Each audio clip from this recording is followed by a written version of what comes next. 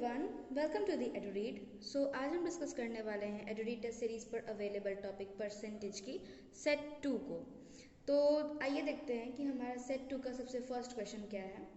हमारा first question कहता है कि 1/6 of half of 3/4 of a number is 25।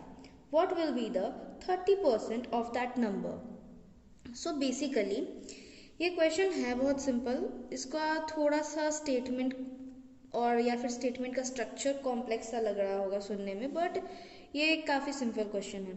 तो सबसे पहले हम उस नंबर को x मान लेंगे। x मानने के बाद हम क्वेश्चन को पढ़ेंगे। इस क्वेश्चन में लिखा है कि उस नंबर को जिसको हमने x माना है उसका 1/6 पार्ट, फिर उसका 1.5 पार्ट और फिर उसका 3/4 पार्ट जो है उस नंबर का वो 25 है। तो हमें उस नंबर को फाइंड करना है। तो हम बहुत सिंपल प्रोसेस जो भी ये क्वेश्चन कह रहा है उसी को फॉलो करेंगे, जिसमें 1/6 of x, 1.5 of x and 3/4 of x is equals to 25। ये हमारा इक्वेशन बना अकॉर्डिंग टू क्वेश्चन। तो जैसा हम जानते हैं कि अगर हम ऑफ हटाएंगे तो हमें वहाँ पे मल्टीप्लिकेशन का साइन ऐड करना है। तो हम सारे जगह से ऑफ हटाएं और उसके बाद हम इसको सॉल्व करें तो हमारे पास एक दूसरा इक्वेशन बनेगा जो कि है x/16 इज इक्वल्स टू 25। तो यहाँ से हमें x की वैल्यू मिल गई विच इज़ 400। तो हमने आधा क्वेश्चन यहाँ से सॉल्व कर लिया है। अब हमारा क्वेश्चन का जो मेन है ये क्वेश्चन पूछ रहा है हमसे वो है कि जो हमने नंबर फाइंड किया 400, इसका 30% क्या होगा। तो ये तो बहुत ज़्यादा सिंपल है हमारे लिए फाइंड करना। तो हमें निकालना है जस्ट 30% 400 का क्या होने वाला है। तो हम इसका सिंपल सा फॉर्मूला लगाएंगे 30/100 इंटू 400, जो कि आंसर देगा हमें 120। तो इस तरीके से हमारा फर्स्ट क्वेश्चन सॉल्व हुआ, जो कि बहुत ज़्यादा सिंपल है। बस इसका डेफिनीशन या फिर इसका जो स्ट्रक्चर है ये थोड़ा सा कॉम्प्लेक्स सा लग रहा होगा सुनने में, लेकिन जैसे जैसे अगर हम उसको तोड़ के सॉल्व करेंगे तो ये बहुत ज़्यादा ही सिंपल सा क्वेश्चन है। तो इसी के साथ अब हम बढ़ते हैं अपने नेक्स्ट क्वेश्चन नंबर 2 की तरफ, जो कि कहता है कि Mihir went to a shop and bought things worth ₹75, out of which 90 paise went on sales tax on taxable purchases. If the tax rate was 18%, then what was the cost of the tax-free items? So basically question का simple सा कहना है कि मिहिर एक shop में गया, कोई भी वहाँ पे उसने कोई भी सामान परचेज किया जिसकी वर्थ ₹75 थी। उसमें से 90 पैसे उसने एज सेल्स टैक्स उसकी कटे। तो अगर सेल्स टैक्स 18% है तो फिर जो टैक्स फ्री आइटम्स हुए वो उसकी प्राइस कितनी होगी। तो सबसे पहले जो हमने अमाउंट टैक्सेबल परचेज था उसको सबसे पहले हमने x माना है।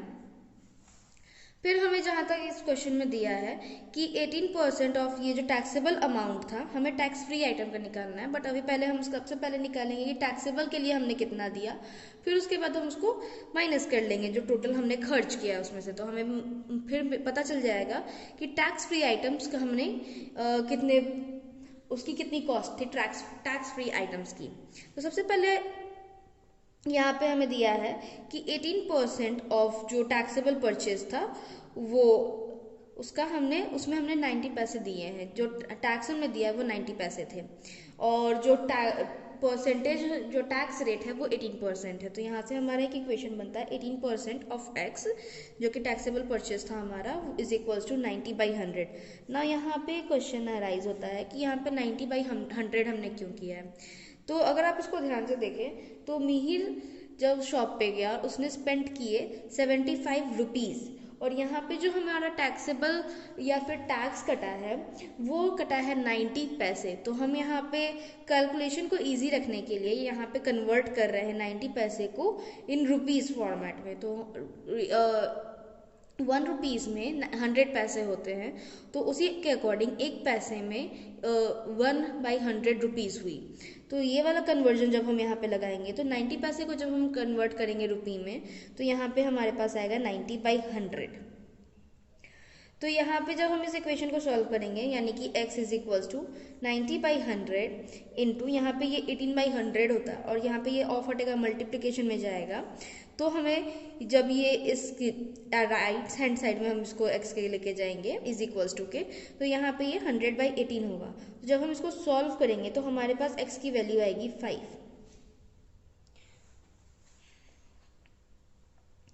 तो यहाँ पे हमने कम से अमाउंट जो कि टैक्सेबल जो हमने टैक्स दिया हुआ है इस टोटल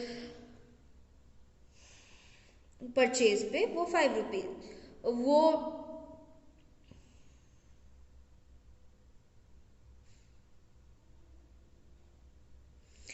तो यहाँ से हमें टैक्सेबल अमाउंट जो कि उस परचेज पे था वो पता चल गया, विच इज़ 5। तो अब हमें पता करना है कि हमारा जो होगा वो कॉस्ट क्या होगा टैक्स फ्री आइटम का। तो हमें पता है कि टोटल हमने 75 रुपीज़ स्पेंड किए हैं और हमें पता है कि हमने अभी 5 रुपीज़ एज अ 18% टैक्स जो था उस टैक्सेबल परचेज का वो 5 था, प्लस हमें 0 या फिर 9 पैसे 90 पैसे जो हमें सेल्स टैक्स लगे, ये दोनों को हम ऐड करेंगे। तो 5 + 0.9 को जब हम ऐड करेंगे तो हमें आंसर मिलेगा 5.9 और उसको फिर हम 75 में से सब्सट्रैक्ट करेंगे जिससे हमें आंसर मिलेगा 69.5। तो ये यहाँ पे ये क्वेश्चन का ओवरऑल कहना था कि मिहिर जो शॉप पे गया उसने 75 रुपीज़ स्पेंड किए, जिसमें से 18% जो था वो उसका टैक्स कटना था और जो आउट ऑफ मतलब उसमें से 90 पैसे जो थे वो सेल्स टैक्स पे गए on taxable purchase. Taxable 75 rupees की जो भी उसने परचेज की उसमें से जो भी टैक्सेबल आइटम्स थे उसके जो टैक्सेबल परचेज हुए उसमें से 90% गए। तो सबसे पहले उसमें हमने निकाला कि हमें जितना टैक्सेबल अमाउंट था वो हमें कितना पे करना था। उसके बाद जब हमें टैक्सेबल अमाउंट पता चल गया विच इज़ 5, उसके बाद हमने पता करना था कि टैक्स फ्री आइटम की कॉस्ट कितनी है। तो हमने टोटल में से जो टैक्सेबल परचेज निकाला है प्लस हमें जो टैक्स लगा है उसको ऐड करके टोटल में से जब हम उसमें से सब्ट्रैक्ट करेंगे तो हमें आंसर मिल जाएगा विद टैक्स फ्री आइटम की कॉस्ट विच इज़ 69.5 रुपीज़। तो हमारा क्वेश्चन नंबर 2 कंप्लीट होता है और अब हम अपने क्वेश्चन नंबर 3 की तरफ बढ़ते हैं। हमारा क्वेश्चन नंबर 3 कहता है कि from the salary of Seema 15% is deducted as house rent, 15% she spends on childrens education and 20% on watching movies. If her savings are 8,450 rupees then her total salary is. तो हमें सीमा का ओवरऑल जो expenditure है या expenses है वो हमें दिया है, उसमें से उसने कितना सेव किया वो हमें पता है, लेकिन हमें उसकी जो मंथली इनकम है टोटल वो हमें नहीं पता है, हमें वो फाइंड आउट करनी है। तो एज अ अजम्पशन हम, ताकि हमें कैलकुलेशन इजी हो जाए, यहाँ पे इस कैलकुलेशन को सॉल्व करने में हमें ज़्यादा दिक्कत ना हो, तो एज अ अजम्पशन हम अभी के लिए हम सीमा की टोटल सैलरी 100 रुपीज़ मानते हैं। 100 रुपीज़ में से अब सीमा ने 15% जो है हाउस रेंट दे दिया। दैट मीन्स कि 15% जो ऑफ 100% जो है उसने हाउस रेंट में दिया। दैट मीन्स कि टोटल उसने 15 रुपीज़ एज ऑफ नाउ, अभी अजम्पशन के बेसिस पे 15 रुपीज़ उसने हाउस रेंट पे खर्च किए। उसके बाद उसका सेकेंड एक्सपेंडिचर होता है अपने बच्चों के एजुकेशन पे। तो 15% अपनी सैलरी में से उसने अपने बच्चों पे खर्च किया, उनकी एजुकेशन पे। तो फिर से उसकी ₹15 का यहाँ पे एक्सपेंडिचर हुआ सेकेंड वाला। फिर यहाँ पे उसने 20% जो अपना एक्सपेंस है वो मूवीज़ पे किया। तो 20% 100 में से कटेगा, तो दैट मीन्स कि अभी के लिए 20 रुपीज़ उसने मूवीज़ पर खर्च की। तो यहाँ पे जब हम इसको टोटल करेंगे, टोटल उसने कितने मंथ में स्पेंड किए हैं, तो हमें पता चलेगा ये 15 + 20 यानी कि टोटल 50 रुपीज़ उसने अभी तक स्पेंड किए एज ऑफ 100 रुपीज़ के अजम्पशन के बेसिस पे। उसने 50 रुपीज़ स्पेंड किए अपनी हाउस रेंट पे, अपने बच्चों की एजुकेशन पे एंड उसने मूवीज़ देखने में खर्च किए। तो अगर हम देखें तो उसके पास रिमेनिंग बचा, जैसे टोटल हमने 100 माना था और हमारा यहाँ पे उसका टोटल स्पेंड 50 आया है, तो रिमेनिंग हम जब निकालेंगे विच इज़ 100 - 50, तो हमें पता चलेगा कि उसका रिमेनिंग अमाउंट अभी 50 रुपीज़ उसके पास बचा हुआ है। अब जहाँ पे जैसा हमने अजम्पशन लिया था कि हम उसकी सैलरी का अजम्पशन जैसे हमने लिया था 100 रुपीज़, तो जब हम यहाँ पे इसको देखेंगे कि 50 रुपीज़ उसने बचा लिए और हमें पता है कि उसकी सेविंग्स कितनी हुई है, which is 8450 rupees. That means कि उसकी जो 50 यूनिट की सेविंग हुई है या फिर 50 रुपीज़ की जो सेविंग हुई है, अभी हम इसको 50 यूनिट में समझते हैं कि 50 यूनिट जो उसने बचाए हैं उसकी जो वैल्यू है वो जो उसकी सेविंग्स थी वो है, यानी कि 8450 रुपीज़। तो जब उसकी 100% सैलरी यानी कि 100 यूनिट सैलरी फिर कितनी होगी, या 100 यूनिट उसकी कितनी होगी, दैट मीन्स कि 50 का 2 टाइम्स होता है 100, तो यहाँ पे हम फिर इसको 2 से मल्टीप्लाई करेंगे तो हमें पता चल जाएगा कि उसकी जो मंथली सैलरी है वो कितनी है। तो जब हम इसका 100 यूनिट करके निकालेंगे तो हमें पता चला कि उसकी सैलरी है 16,900। ये क्वेश्चन भी काइंड ऑफ थोड़ा सा कह सकते हैं ट्रिकी था, क्योंकि यहाँ पे हमने अपने अजम्पशन के बेसिस पे सारा काम किया है, क्योंकि हमें टोटल सैलरी पता नहीं थी और कैलकुलेशन को इजी करने के लिए हमने यहाँ पे उस सीमा की सैलरी को एज 100 माना, फिर उसको जितने पार्ट में उसने एक्सपेंसेस किए उतने पार्ट में हमने उसकी सैलरी को तोड़ा है। तोड़ने के बाद हमने उसका टोटल एक्सपेंडिचर निकाला कि कितने यूनिट अपने उस 100 यूनिट में से उसने कितने यूनिट स्पेंड किए अपने एक्सपेंसेस में, जो कि 50 यूनिट उसने स्पेंड किए या और उसके पास 50 यूनिट बच गए एज ऑफ सेविंग्स। तो हमें पता था कि उसकी सेविंग्स कितनी हुई है, विच इज़ 8450 रुपीज़।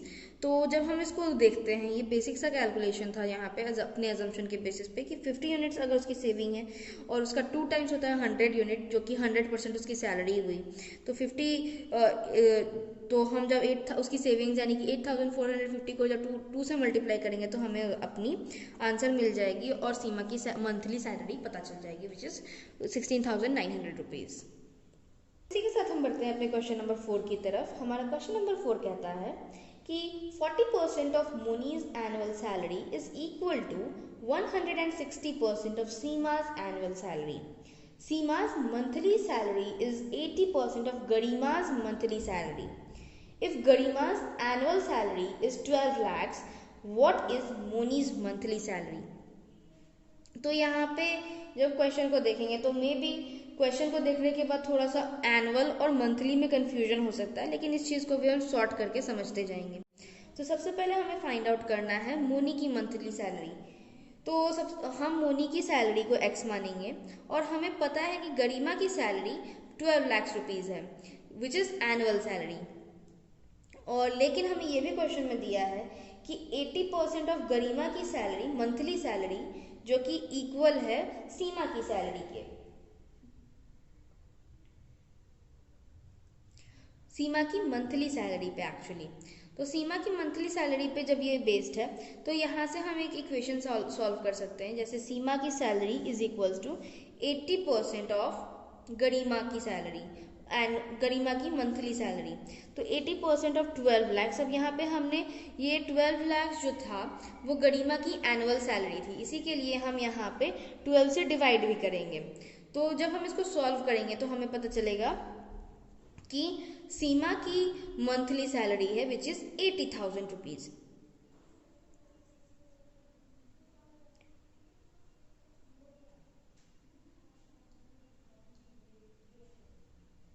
तो यहां से हमें सीमा की सैलरी पता चल गई। अब हम अपने क्वेश्चन के नेक्स्ट सेगमेंट पे चलते हैं, जो कि हमारा कह रहा है कि 40% ऑफ मोनी की जो सैलरी है वो 160% ऑफ सीमा की सैलरी है, यानी कि अगर हमने मोनी की सैलरी को x माना है तो 40% ऑफ x इक्वल्स है सीमा की सैलरी के 160% ऑफ सीमा की सैलरी के, यानी कि 160% ऑफ 80,000 रुपीज़।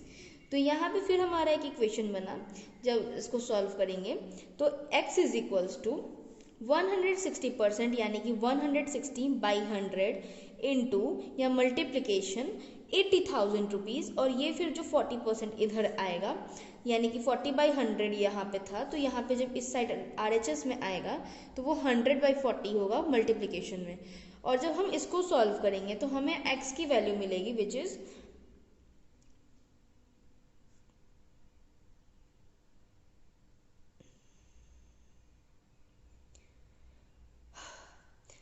तो जब हम इस इक्वेशन को सॉल्व करेंगे तो हमें x की वैल्यू मिलेगी विच इज़ 3,20,000 रुपीज़, यानी कि मोनी की सैलरी है 3,20,000 रुपीज़। ओके, हमारा अब फिफ्थ क्वेश्चन नंबर कहता है कि brothers weight is 25% more than that of sister. What percent is brothers weight less than sisters weight. यानी कि हमें कोई यहाँ पे एग्जैक्ट वैल्यू नहीं दी है कि भाई या बहन की एग्जैक्ट वेट क्या है, जस्ट एक परसेंटेज दिया है कि ब्रदर की जो वेट है वो सिस्टर से 25% ज़्यादा है, और हमें पूछ रहा है कि ब्रदर का जो वेट है वो सिस्टर से कितना ज़्यादा है, या फिर ये कह सकते हैं कि सिस्टर का जो वेट है वो कि अपने भाई से कितना कम है, कितना परसेंटेज कम है। तो यहाँ पे हम फिर से एक एजम्पशन लेंगे, जैसे कि यहाँ पे हम फिलहाल सिस्टर की वेट को 8 kg मानेंगे। अब यहाँ पे क्वेश्चन अराइज होता है कि हमने यहाँ पे 8 kg क्यों माना है। तो 8 kg काइंड ऑफ कैलकुलेशन को इजी करने के लिए माना गया है, क्योंकि जब हम आप इक्वेशन को सॉल्व करेंगे तो 25/100 और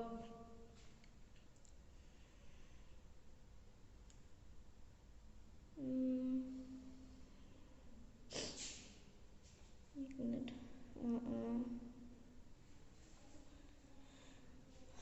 इंटू 8 करेंगे तो हमें एक एग्जैक्ट वैल्यू मिलेगी, डेसिमल्स नहीं मिलेंगे। हाँ, तो यहाँ पे फिर से हमारा एक एजम्पशन बनता है, जैसे कि हमारे पास यहाँ पे कोई एग्जैक्ट वैल्यू नहीं दी गई है सिस्टर या ब्रदर की, तो हम एक एजम्पशन लेंगे और यहाँ पे हम सिस्टर की जो वेट है उसको 8 kg मानेंगे। तो यहाँ पे क्वेश्चन अराइज होता है कि हमने सिर्फ 8 kg ही क्यों लिया है। तो जब हम इसको देखते हैं, क्वेश्चन को देखते हैं, तो यहाँ पे ब्रदर की जो वेट है वो सिस्टर से 25% ज़्यादा है, और जब हम 8 kg लेकर सॉल्व करेंगे तो हमारे लिए सबसे पहला पॉइंट तो कैलकुलेशन इजी होगा। जब आप देखो कि 25/100 करते हैं और इंटू 8 करते हैं तो 25 से ये 4 टाइम्स कट जाएगा और 4 से ये, तो हमारे पास एक होल नंबर मिलेगा। हमारे पास यहाँ पे ना ही कोई फ्रैक्शन होगा और ना ही कोई डेसिमल होगा, जिससे हमारा इक्वेशन जो है या फिर जो क्वेश्चन है उसकी कैलकुलेशन सिंपल हो जाएगी। तो अगर इन केस आपका यहाँ पे 30% हो या 50% हो तो आप इसी तरीके से अपना कोई एक एग्जम्पशन ले सकते हैं जो कि एक प्रॉपर होल नंबर प्रोवाइड करे। जस्ट यही एक रीज़न था यहाँ पे सिस्टर की वेट को 8 kg लेने का। जब हमने इसको सॉल्व किया तो हमारे पास एक होल नंबर मिला। तो यहाँ पे हमने सिस्टर की वेट को 8 kg लिया है।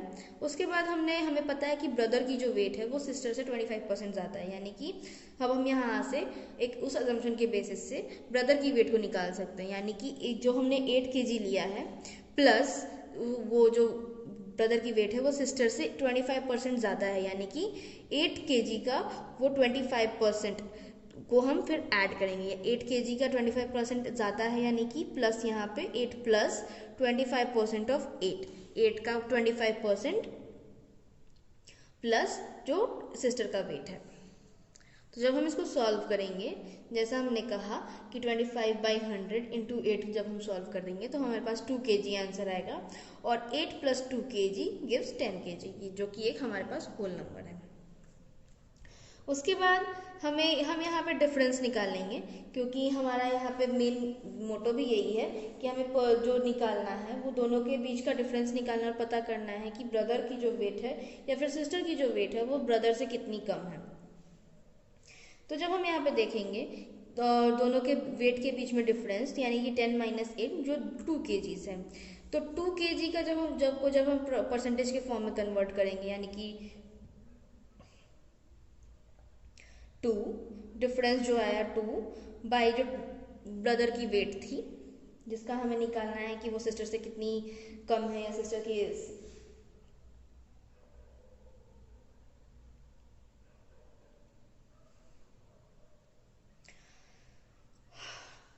तो यहाँ पे अब हम डिफरेंस निकाल लेंगे। डिफरेंस हमारे पास आएगा विच इज़ 10 - 8, यानी ब्रदर का सिस्टर का जब हम सब्सट्रैक्शन करेंगे तो 2 kg का डिफरेंस दोनों भाई बहनों के बीच में है। तो 2 kg को जब हम परसेंटेज के फॉर्म में कन्वर्ट करेंगे तो हमें पता चलेगा कि 20% ऑफ ब्रदर्स वेट, यानी कि 20% एक हमारे पास आंसर मिलेगा।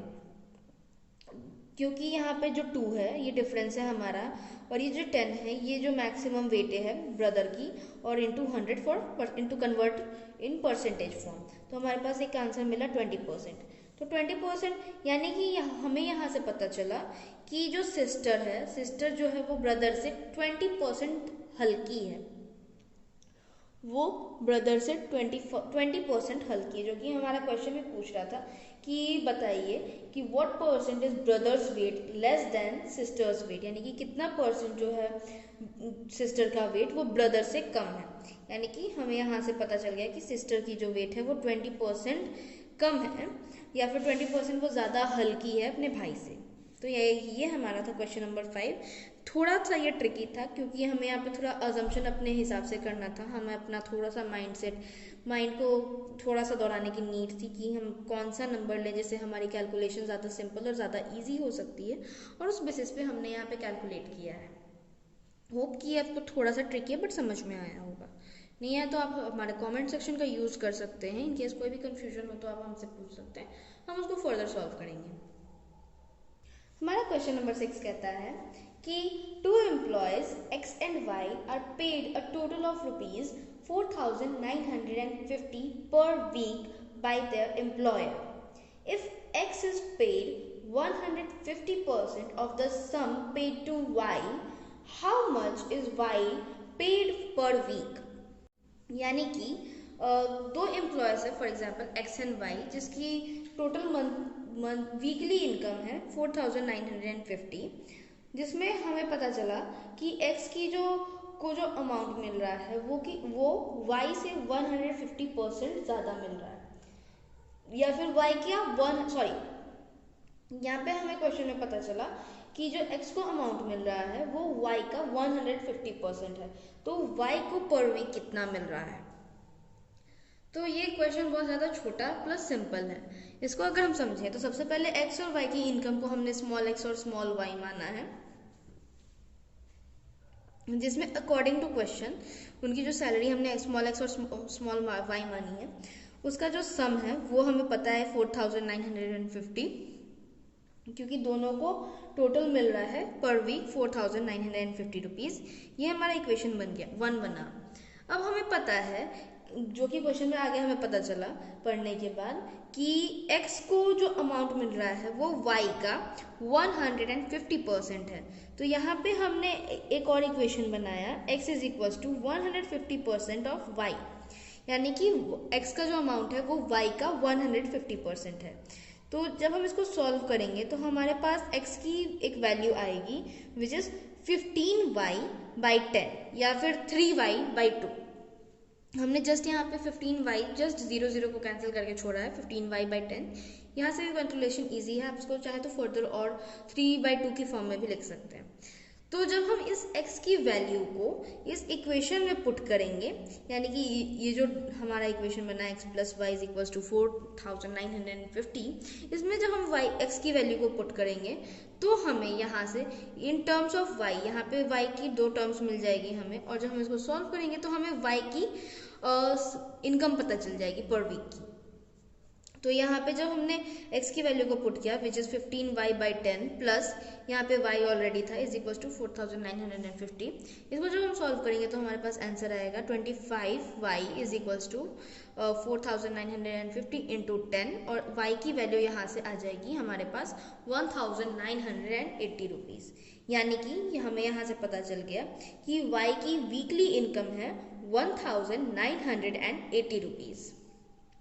तो ये आई होप कि ये क्वेश्चन लिटरली आप लोगों को थोड़ा सा इजी और छोटा सा लगा होगा, बस ये समझने भर का देरी है कि किस तरीके से इसको सॉल्व करना है। अदरवाइज ये क्वेश्चन बहुत ज़्यादा सिंपल था, इवन इसमें समझने की भी ज़्यादा नीड नहीं है, जिससे आपको क्वेश्चन को ध्यान से पढ़ना है, समझना है कि क्वेश्चन बोलना क्या चाह रहा है, और उसके बाद आप क्वेश्चन को ईजिली सॉल्व कर सकते हैं।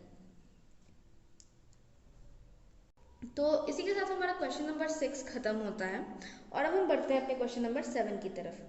क्वेश्चन नंबर 7 है कि the ratio of the number of girls to the number of boys in a town is 90%. If the total number of boys and girls in the town is 190, how many girls are in the town? ये question में बहुत ज़्यादा simple है, आपको just इसको थोड़ा सा समझना है, थोड़ा सा भी नहीं, बहुत ज़्यादा सिंपल सा है। बस ये थोड़ा सा रेशियो और परसेंटेज का जो गेम है वो अगर आप समझते हैं तो आप इसको चुटकियों में सॉल्व कर लेंगे। तो इसमें हमारा क्वेश्चन कहता है कि जो रेशियो है बॉयज़ और गर्ल्स का वो 90% है। यानी कि अगर हम गर्ल्स को x माने, नंबर ऑफ गर्ल्स को x माने और नंबर ऑफ बॉयज़ को y माने, तो सबसे पहले तो हमें ये पता है कि total number of girls and boys का उस टाउन का टोटल नंबर ऑफ गर्ल्स और बॉयज़ है 190। ये हमें पता चल गया और ये हमारा बन गया इक्वेशन नंबर 1। अब हमारा दूसरा पॉइंट कहता है कि गर्ल्स और बॉयज़ का जो रेशियो है वो 90% है, यानी कि x ratio y is equals to 90%। और 90% को हम किस तरीके से लिख सकते हैं, विच इज़ 90/100। और रेशियो को जब हम इस तरीके से डिवीजन के फॉर्म में लिखेंगे तो हमारे पास एक सिंपल सा इक्वेशन कह लो बन के आएगा, which is x/y is equals to 90/100। ठीक है, तो अब हमें निकालना है नंबर ऑफ गर्ल्स, यानी कि x की वैल्यू हमें फाइंड आउट करनी है। तो हम यहाँ पे अपना थोड़ा सा दिमाग लगाएंगे और x is equals to x की वैल्यू निकालेंगे इस इक्वेशन 1 से। तो यहाँ से इक्वेशन 1 से हमारे पास x की वैल्यू आएगी, which is x is equals to 190 minus y। ठीक है, तो जब हम यहाँ पे y की वैल्यू को पुट करेंगे तो हमारा ऊपर और नीचे दोनों न्यूमरेटर और डोमिनेटर दोनों की टर्म्स y के फॉर्म में आ जाएगी, जहाँ से हमें इक्वेशन सॉल्व करने में और ज़्यादा इजी होगा। तो जब हम इसको पुट करेंगे तो हमारे पास इक्वेशन बनेगी, नई इक्वेशन फॉर्म होगी, which is x/190 minus x is equals to 90/100। अब हम क्रॉस मल्टीप्लिकेशन यूज़ करेंगे और इस इक्वेशन को सॉल्व करेंगे। तो क्रॉस मल्टीप्लिकेशन यूज़ करने के बाद हमारे पास LHS में बचा 100x और RHS में बचा 90 इंटू 190 माइनस x इंटू 90। ठीक है, तो ये इक्वेशन फॉर्म हमारे पास आया, which is 100x is equals to 90 into 190 minus 90x। तो ये जो माइनस 90x है उसको अब हम लेफ्ट साइड में लेके गए तो हमें पता चला इसका सम बना 190x। और यहाँ पे हमारे पास बचा 90 इंटू 190। और अब यहाँ से x की वैल्यू तो हम इजीली निकाल सकते हैं, विच इज़ 90 इंटू 190 बाई 190। 190 और 190 कैंसिल आउट हो जाएगा और हमें आंसर मिलेगा 90। यानी कि हमें यहाँ से पता चल गया कि उस टाउन में टोटल नंबर ऑफ गर्ल्स जो है वो 90 है और टोटल नंबर ऑफ बॉयज़ जो है वो 100 है, ऑफ कोर्स, क्योंकि हमारे पास हमेशा पता था कि टोटल नंबर ऑफ बॉयज़ और गर्ल्स की संख्या है 190। जब हमें पता है कि 90 गर्ल्स है तो ऑब्वियसली हम उसको सब्सट्रैक्ट करेंगे और हमारे पास आंसर मिलेगा कि 100 बॉयज़ और 90 गर्ल्स है। तो ये था हमारा क्वेश्चन नंबर 7, जो कि बहुत ज़्यादा सिंपल था, आप इसको चुटकियों में बना सकते हैं। तो इसी के साथ अब हम बढ़ते हैं अपने क्वेश्चन नंबर 8 की तरफ। हमारा क्वेश्चन नंबर 8 है कि a mixture of 60 kg of rice and dal contains 60% of dal. The new mixture is formed by adding 15 kg of dal. What is the percentage of rice in the new mixture?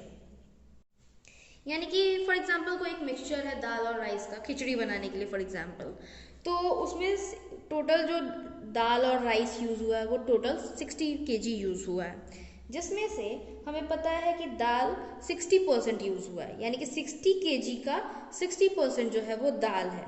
तो हम यहाँ से पहला part solve कर सकते हैं, हम दाल की क्वांटिटी निकाल सकते हैं यहाँ से, विच इज़ कि 60 kg का निकला हमारे पास 60% यानी 60/100 इंटू 60 kg का 60% हमारे पास पता चला 36 kg जो है उस मिक्सचर में दाल यूज़ हुआ है। अब हमें पता है कि दाल कितना यूज़ है, विच इज़ 36 kg। तो हम यहाँ से अब कितना अमाउंट ऑफ राइस यूज़ हुआ है वो निकाल सकते हैं, which is 60 minus 36 kg which gives या इज इक्वल्स टू 24 kg।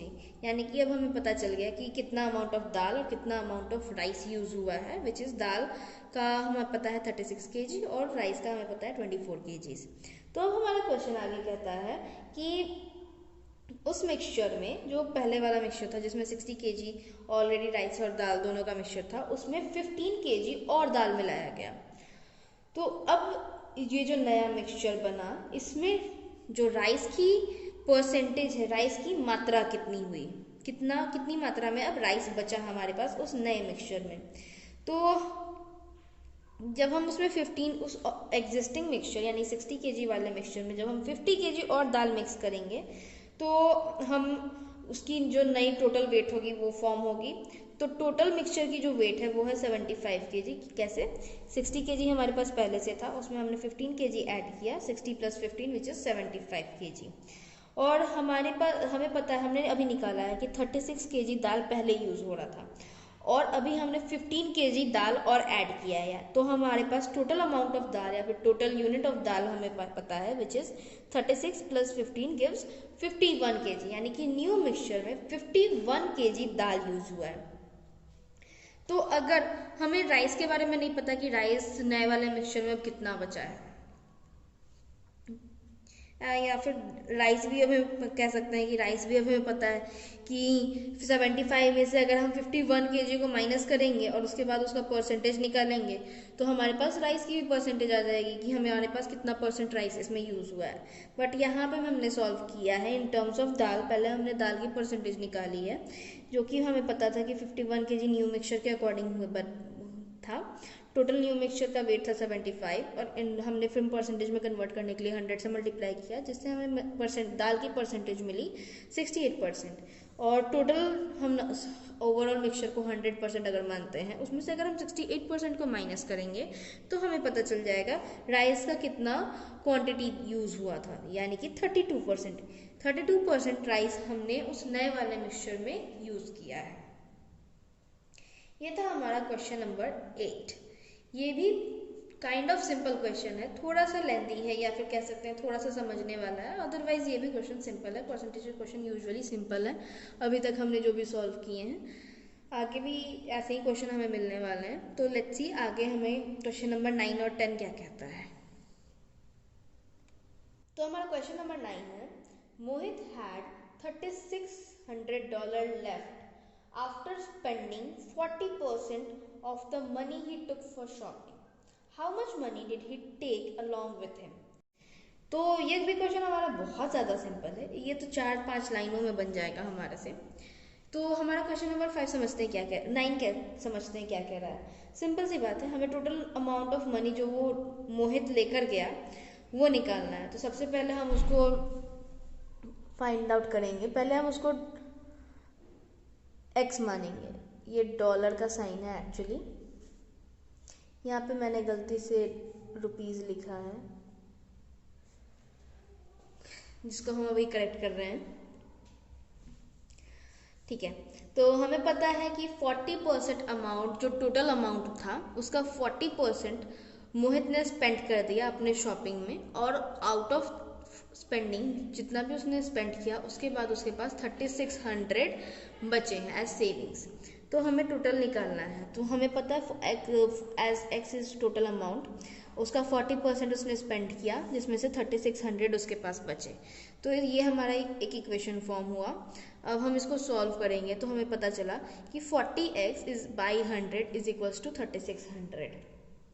यहाँ से अब अगर हम x की वैल्यू को फाइंड करें तो 3600 में ये 100 इधर जाके RHS में जाके मल्टीप्लाई होगा और 40 डिवाइड होगा। और अब हम इसको सॉल्व करेंगे तो 40 से 3600 को जब हम कैंसिल आउट करेंगे तो हमें 90 मिलेगा, और इसको फिर हम सॉल्व करेंगे फर्दर तो हमें पता चला कि टोटल मोहित ने $9000 अपने साथ लेके गए थे।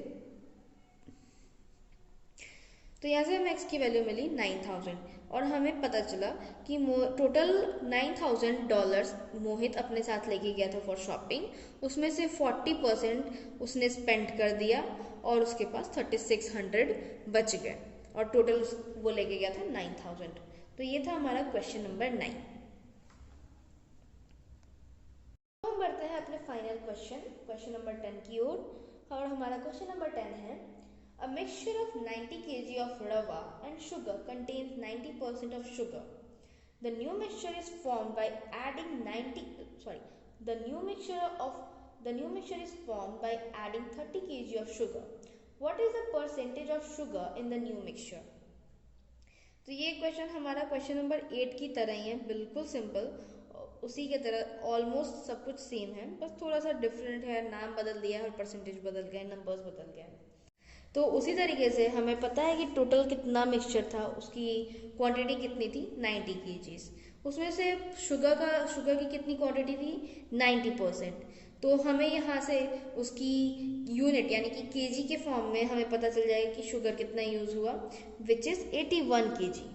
अब हमें पता है कि शुगर की जो अमाउंट शुगर का यूज़ हुआ है वो है 81 केजी। तो अगर हम उसको सब्सट्रैक्ट करेंगे टोटल में से, तो हमें पता चल जाएगा कि रवा 9 केजी यूज़ हुआ है। तो अब जो नया मिक्सचर बना जिसमें 30 केजी और शुगर पुराने वाले में ऐड हुआ था, तो हमें पता चलेगा कि टोटल हमारे पास जो नया वाला मिक्सचर बना उसकी वेटेज है 120 केजी। और उसमें हमने जैसे 30 केजी शुगर ऐड किया तो शुगर की क्वांटिटी बढ़ के हो गई विच इज़ 111 केजीज। और हमें अब फाइंड आउट करना है कि नए वाले मिक्सचर में शुगर की परसेंटेज कितनी है। तो ये तो बहुत ज़्यादा सिंपल है, जब हमारे पास ऑलरेडी सारा क्वांटिटी हमने फाइंड आउट कर लिया है। तो परसेंटेज ऑफ शुगर यानी कि नया वाला जो केजी यानी कि नई वाली जो अमाउंट शुगर की पता चली हमें विच इज़ 111। टोटल वेट जो नए मिक्सचर का है वो है 120। इसको हम परसेंटेज में कन्वर्ट करने के लिए 100 से मल्टीप्लाई करेंगे, हमारे पास आंसर आ जाएगा 92.5%। यानी कि नए वाले मिक्सचर में हमने शुगर 92.5% यूज़ किया है। तो ये था हमारा क्वेश्चन नंबर 10, जो कि काइंड ऑफ सिमिलर था बिल्कुल क्वेश्चन नंबर 8 से। तो इस तरीके से हमारा सारा का सारा यानी कि 10 का 10 क्वेश्चन सेट 2 का भी हमने सॉल्व कर लिया है। सेट 2 परसेंटेज का हमने सॉल्व कर लिया है एडुडेट टेस्ट सीरीज पे जो अवेलेबल था। आप एक बार खुद से सबसे पहले उस टेस्ट सीरीज को अटेम्प्ट करें, कोशिश करें सारे क्वेश्चंस को अटेम्प्ट करने का। नहीं बनता है उसके बाद हमने ये वीडियो आपके लिए सोल्यूशन बनाया है, आप उसको प्लीज़ गो थ्रू करें। अदरवाइज आपको कोई भी क्वेश्चन में इस वीडियो में भी समझने में कोई प्रॉब्लम हुई हो तो आप प्लीज़ हमारे कमेंट सेक्शन का यूज़ कर सकते हैं। आप कमेंट सेक्शन में आप अपनी प्रॉब्लम्स जो भी आपको समझ में नहीं आया है या टाइम स्टैम्प डाल दीजिए कि ये वाला सेक्शन हमें समझ नहीं आया है, और फिर हम उसको गो थ्रू करेंगे और उस कोशिश करेंगे कि हम आपका वो क्वेश्चन भी सॉल्व कर दें, या जो भी आपको प्रॉब्लम हुई है, कन्फ्यूजन हुई है समझने में, वो भी हम सॉल्व कर दें। तो ये था हमारा ओवरऑल सेट 2 परसेंटेज एडुडेट टेस्ट सीरीज पर जो अवेलेबल है। Thank you so much for watching and open for feedback. Please share your feedback in the comment sections. Thank you so much.